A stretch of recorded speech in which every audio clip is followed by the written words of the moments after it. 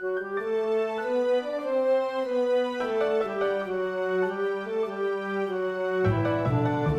is Pennsylvania Inside Out on WPSU TV. Here's tonight's host, Patty Satalia. Good evening. Coming up on Pennsylvania Inside Out, focusing on wellness in school-aged kids. We'll get the 3 T's on a healthy parent-child relationship. We start things off with stressed-out teens. Adolescence is full of difficult transitions for parent and child alike. To begin our conversation tonight, David Price talked with a pair of local teens about the stresses they face. Thank you both for being here. I do want to say for the record, I'm not asking you to speak for all of teenager kind. Just from your own experience, just wanted to set that one straight for you. And we're talking about stress. And George, what is stress to you? To me, stress, I mean, just like anyone, it's very personal. Stress is knowing that once I finish one piece of work, there's something else, or probably multiple things afterwards waiting for me. There's never a relief. It's continuous. It is continuous. And actually, there's a sheet of paper in front of Tara, and I said, what is that? That's your list of things that stress out teenagers. What does it say? It says a lot of things. Like it says time, and parents, home life, schoolwork, which is a lot, and there's friends and teachers, activities, future plans, money, world issues. The list really just, it keeps going. As I sit here as a 46-year-old and who has gone through high school many years ago, I have these rose-colored glasses thinking, man, those are the greatest years of my life. Mom cooked for me, did laundry. I had no worries at all. Can you help me understand how, at this point in your life, you're being stressed? I know I'm just sort of throwing these to you. Taryn, let me start with you. Okay. I'll just start with schoolwork. I'm taking pretty much a full course load, so that means 7 periods out of 8 a day. I'm taking classes that pretty much all have homework, and they all have tests. So I have to study for those, and I am involved with the dance team and the lacrosse team. So I have those activities to take care of after school, and at home, I actually have to cook for myself if I want to eat. So I have to, take care of all those kinds of things too. It's kind of crazy. George? Just try to, if you could just illuminate for me how this teenage life is actually stressful. I want to understand that. All right. Well, high school is stressful because there's a lot of pressure on you to do well in high school, because if you don't do well in high school, you can't go to a good college, and then, if you don't go to a good college, oh, Lord knows what'll happen. And so at school, if you're not doing well, it can be stressful because, it's just knowing that you're not doing well and that you could be doing well, could be doing better. That's kind of difficult, and then you have to balance that with everything else that you have going on, and it's not easy. I want you to look back a couple years, Taryn, if you would. Now, you're 17 now, is that right? When you were, take me back to, or take yourself back to when you were like 11 or 12. How has it changed? How has the stress changed when you were like, say, 4th, 5th, 6th grade till now? Or do you have no awareness of that at all? I'm trying to think back, and I really don't think I was all that stressed in like 4th, 5th, 6th grade. Maybe the biggest stress was what you were going to play when you went out to recess at lunch or things like that. I don't think it was very stressful for me anyway. George, do you see this, we're talking about stress like everybody does it, and I think there's probably a good reason to think it does. You as a teenager looking at adults, do you see that they're the same types of stress or they're different types of stress? I don't know. Up until recently, I always looked at adults as like perfect kind of people. They never have stress, everything goes really well. But now I see, even teachers have stress, and a lot of adults around me have stress, and I can't really judge that well what causes their stress, but I think it's different, just primarily because it's a completely different environment that a kid lives in than an adult. And Taryn, one last thing. Do you think that the adults around you understand the stress in your life? I think they like to think they understand it, but really, I mean, they understand a lot of it, I think, but times do change. So with it, so does expectations and stresses. So I don't think they completely understand. All right. Thank you both very much for sharing with us. I want to show you a video now. This is Drew Conkey, a senior at the State College Area High School. He produced and narrated a short video on how teenagers and his classmates actually cope with stress. High school years can be some of the most fun and exciting times in a teenager's life. Gathering at football games, playing a game of Ultimate Frisbee, or meeting a group of friends for a movie are all part of those fun times. Yet these years can be full of stress too. And how young people handle that stress can be as varied as the factors that cause stress itself. I ride horses, and it really helps me to relax, and it just gets my mind off of all the stress of school and everything else, and I can just think about the horse, and it just feels great, and you can be outside. Part of the reason I was so enthralled with swing dancing is just a fabulous way to relax. At the State College Area High School, teens find creative ways to deal with this all too common, but natural part of life. For some, games of any kind help to relieve the pressures of the day. For some, the pace needs to be faster and shared with many. And for others, a solitary, mindless activity soothes the senses. Stress and the way to relieve the pressure is as individual as the DNA that makes each of us unique. And music flows through you and cleanses your mind. It is very relaxing, and you just sort of go and you socialize and express yourself. I guess to blow off a lot of steam, I love to sing. It's something that I've done forever. These high school students know that what causes stress for some relieves it for others. So to unwind, the rule of the game is know what works for you. At one time or another, just calling it a day and shutting the world out is the way to refuel both the mind and the body. I've played the piano, and I'm playing around 4 to 5 years, and I just find it's a good way to relax.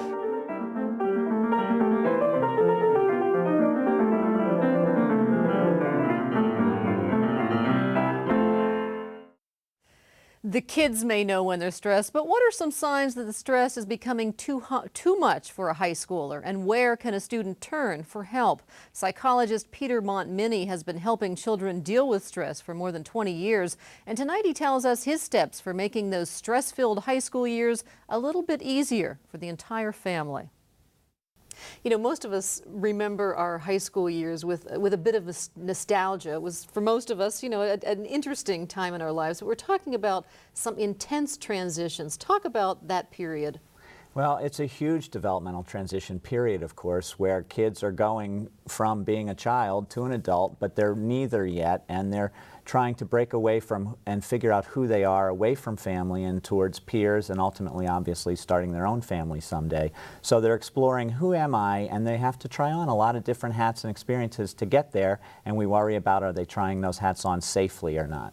Now, we just watched a number of teenage kids who are the textbook examples of how to relieve stress, to dance and exercise and do all of these positive things. You are a wellness coach. How do you define wellness? Well, we look at two main kind of criteria, and the first is their subjective level of sense of well-being or level of distress. So how well are you feeling about how you're doing? And the other is, how well are you actually functioning? Is there impaired functioning? Are you doing your job for what's typically expected? And for our teenagers, academically, behaviorally, socially, are they within some broad realm of what we consider doing their job okay or not? And are they feeling okay about themselves while they're doing it? And it's really a very subjective thing. I often use a 1 to 10 scale with kids and parents and just simply say, on a scale from 1 to 10, how well do you think you're doing your job? On another scale from 1 to 10, how are you feeling about that? It very quickly tunes us into how they think they're doing. So we've seen kids who are exercising and doing those sorts of things to blow off steam and to relieve stress.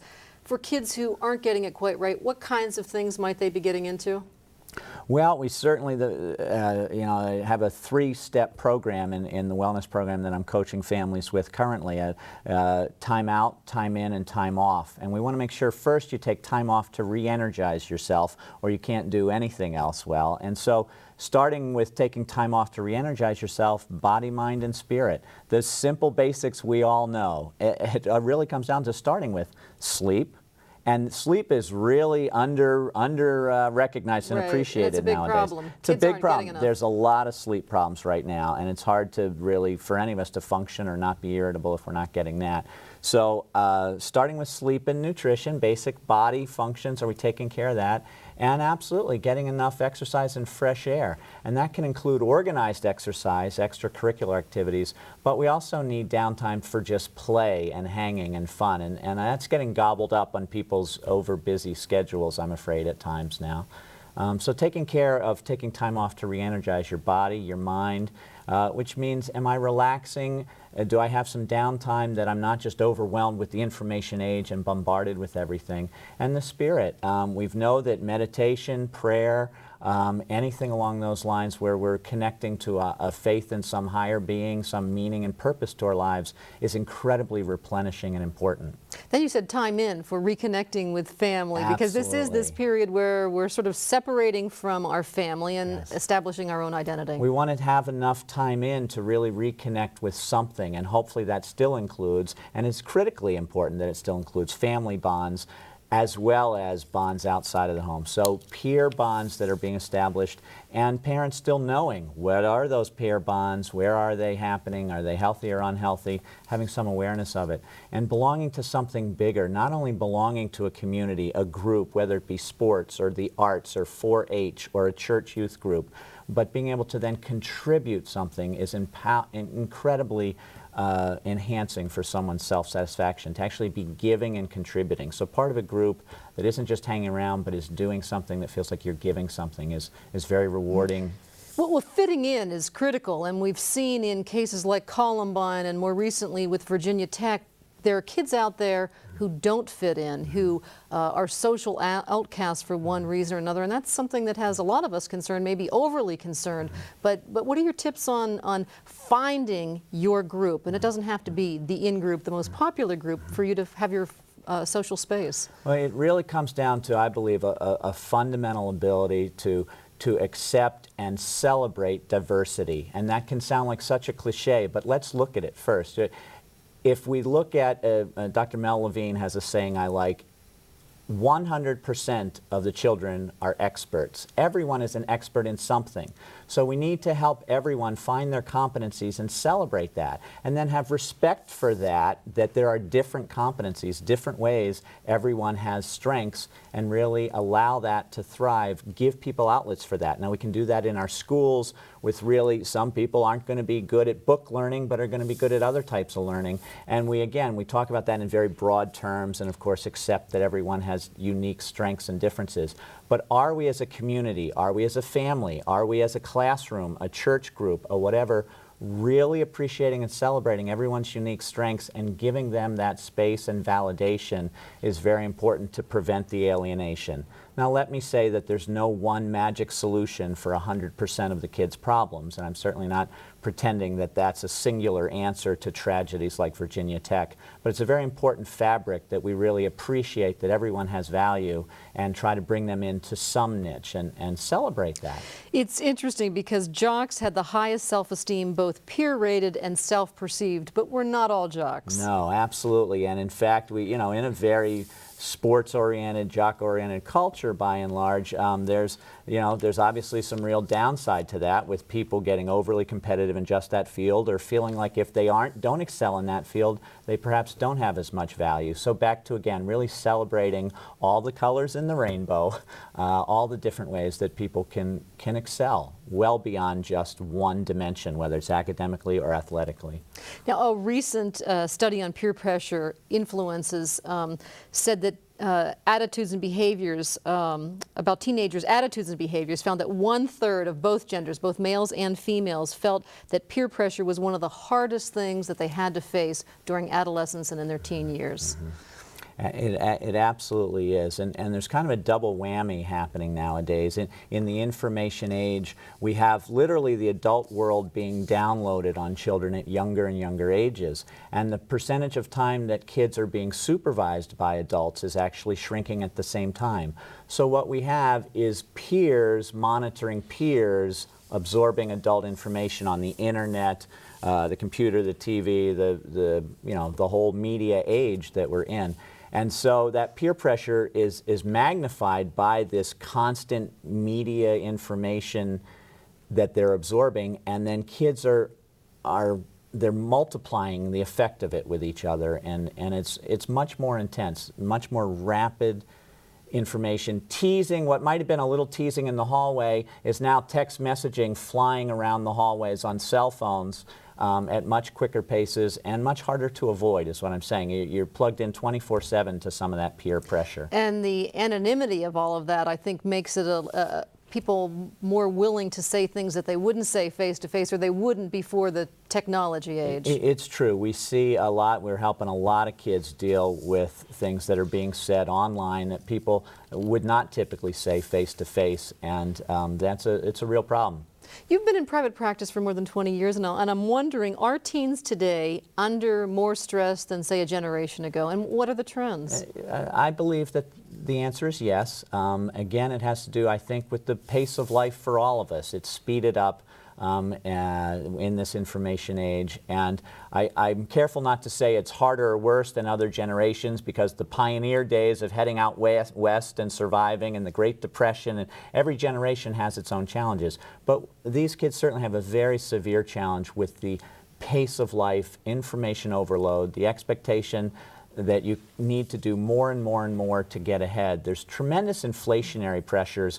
I'm going through right now in college recruiting for one of my children. My daughter's an athlete, and we're looking for schools not just academically but athletically, and the inflation that you have to do to keep up with club travel teams to get on the radar screen of trying to just play a sport in college is ridiculous, and we have to really work to figure out how to, again, find balance, and the best way to do it, time off from some of those pressures, time in to reconnect, and make sure that we have the timeout skills to resolve those conflicts effectively when they do arise. Now, you're parenting a college freshman, and you're also parenting a 5-year-old, so you know this probably better than most, that the parenting skills that worked for your 5-year-old don't work for your 15-year-old. And it's not just a developmental transition for the child, obviously, it's for the whole family and the parents. Yes, what was good parenting for our 5-year-old is not going to work or be the same with our 15-year-old, as their frequent eye rolls will tell us. And so we really have to, again, figure out how do we be there for them with both support and still firm, clear limits, clear expectations, clear limits, and at the same time try to still have fun with them, but not in the goofy way, especially in front of friends, that's going to embarrass them in front of friends. You're talking about some things I'm seeing at home. Are there warning signs, indicators that a teenager is not coping well, and what can a parent do if they see that? Yeah, certainly some of the classic ones that people are often familiar with by now. If you see a significant change in functioning for that individual, in particular they tended to be more outgoing and now they're more withdrawn, or any significant withdrawal from previous functioning, again, academically, behaviorally, socially, you see a change. That's always a flag. And again, I encourage people to use this kind of 1 to 10 thermometer scale. On a scale of 1 to 10, how well's the kid doing his job? How well's he feeling? Ask the child, ask the parents. And if we're, down at the 1, 2, 3 zone, we know we've really got to seek some professional help. If we're in the middle zone, maybe we want to work to really consciously change something. If we're at a 7, 8, 9, or 10, we can be celebrating those strengths while still working on some fine-tuning. But trust your gut is the simplest way to say it. The reality is that by 8th grade, close to 40% have smoked cigarettes, 1/3 have tried alcohol, close to 20% have smoked marijuana, and 1/4 have engaged in sexual intercourse. I mean, we're talking about things really speeding up. It is. The typical American child right now spends over 40 hours a week plugged into mass media. And what's the primary content on mass media? It's sex and aggression. So, and are we blaming again one thing? No, but a significant socializing influence on kids today is this media culture. Again, I'll say literally downloading the adult world into the kids' world at younger and younger ages, that with less and less supervision, while kids are spending over 40 hours a week being socialized by TV and the computer, they're typically involved in less than 1 hour a week of meaningful conversation with a parent. And a conversation doesn't include, hurry up and get out the door, we're late. Right. That's not a conversation. So that imbalance really creates this risk, and kids are experimenting with more adult things at younger ages. So let's hit these again. Time out, time in, time off. Nail those home. If a parent thinks that their child isn't coping with stress well, how can they handle it? Refine the balance, taking time off to rebalance body, mind, and spirit. Do I feel like we're too active or not active enough? From the couch potato to the overscheduled child, what it feels like a healthy balance. A healthy balance, you're going to have to decide for your child's temperament, for your family's temperament, and your family's values. You can think about, does this feel right or not? And if not, rework the balance. Do we have enough time in? Are we reconnecting? Do we have any family meals together at all? Do we have any family times? Schedule them in. And you know what? Those teens will roll their eyes, but 10 years from now, they'll appreciate it again. In fact, my kids have actually complained about sit-down family dinners. Yep, got to do it. My friends, they don't do that. That's right. But you're reestablishing the fabric that they need to then go explore life with friends. And time out, resolving conflicts constructively. How do we do that? Think of a two-step dance. First step back, catch your breath, calm down first. Second step forward, let's address the problem and think rationally and calmly about what we can do differently to find a solution. Focus on the solution, not the problem. The do behavior, not the don't behavior. Okay, good advice. Thank you so much for talking with us. All right, thank you. And thank you for joining us. Have a good night.